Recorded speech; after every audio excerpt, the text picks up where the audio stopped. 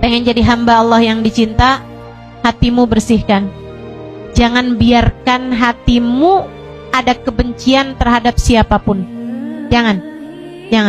Kamu susah buat dicinta sama Allah kalau hatimu masih punya kebencian terhadap siapapun. Jadi jangan ada pengecualian dalam hatimu untuk kamu maafkan. Saya sih maafin ya semua orang kecuali dia tuh. Seumur hidup saya nggak akan pernah maafin dia. Di dunia sekalipun saya maafin, di akhirat nanti saya akan tuntut dia di hadapan Allah. Ini ya sama orang-orang yang suka bilang, ntar di akhirat saya akan beginiin dia, saya akan begituin dia. Saya mau tanya nih sama orang yang suka ngomong begitu, kamu kapan diangkat jadi panitia akhirat? Sejak kapan kamu diminta kolaborasi sama malaikat Malik, sama malaikat Ridwan? Kamu sama dia sama-sama makhluknya Allah, sama-sama akan diadili di hadapan Allah. Bahkan bisa jadi tempat dia lebih mulia di sisi Allah. Bagaimana mungkin kamu akan menyeret dia atau menuntut dia atau memberhentikan dia di hadapan Allah SWT? Kita tidak punya hak apa-apa. Dan teman-teman saudaraku sekalian, sebenarnya kalau kamu lagi marah sama seseorang, kemudian rasanya kayak kamu nggak bisa maafin dia, kayak rasanya tuh yang, aduh, ini terlalu menyakitkan nih buat saya, saya tidak akan memaafkan dia gitu. Itu sebenarnya adalah cara Allah untuk mengingatkanmu betapa sebenarnya dosa-dosamu juga tidak termaafkan di sisinya. Allah tuh kamu bilang, gimana? Kamu gak mau maafin dia? Selama ini kamu berbuat dosa padaku, aku pun juga bisa saja tidak memaafkanmu. Teman-teman saudaraku sekalian, sebab tidak ada orang berbuat apapun di atas muka bumi ini kecuali dengan izin Allah, kecuali dengan sepengetahuan Allah. Dan itu adalah pelajaran bagimu. Ketika ada orang berbuat salah padamu, pelajaran bagimu bahwa kamu pun selama ini juga dapat berbuat kesalahan yang sama, dan bahwa sebagaimana orang itu sebaiknya kamu maafkan, bukankah kamu juga selama ini berharap Allah memaafkan kesalahanmu? Maka maafkan siapapun saja yang pernah berbuat salah kepadamu, maafkanlah dia.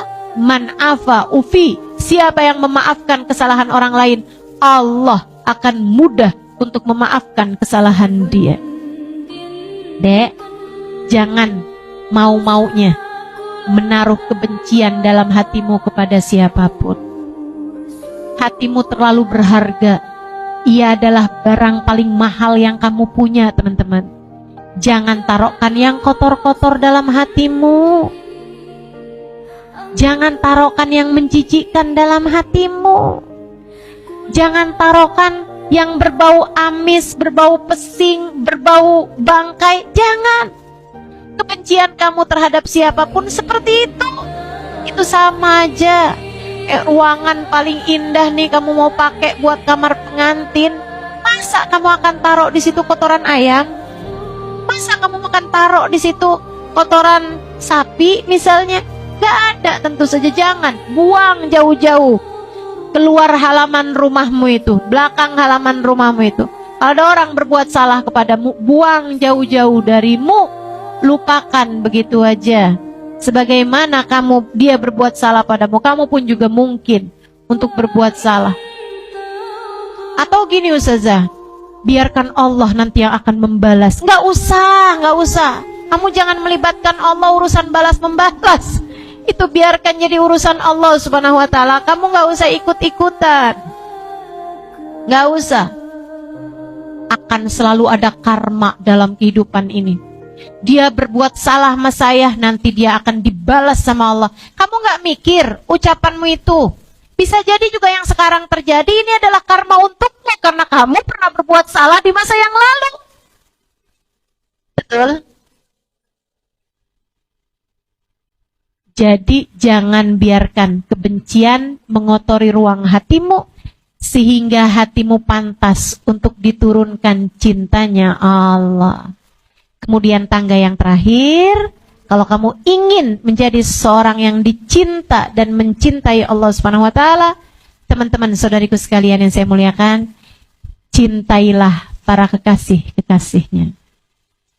Di sanalah Allah bertahta. Kata Rumi, jangan kau kira masjid itu hanyalah sebuah bangunan di mana Allah disolati di sana. Masjid yang sesungguhnya adalah hati para wali, hati para pecinta Allah Subhanahu wa taala. Di sanalah Allah bertahta.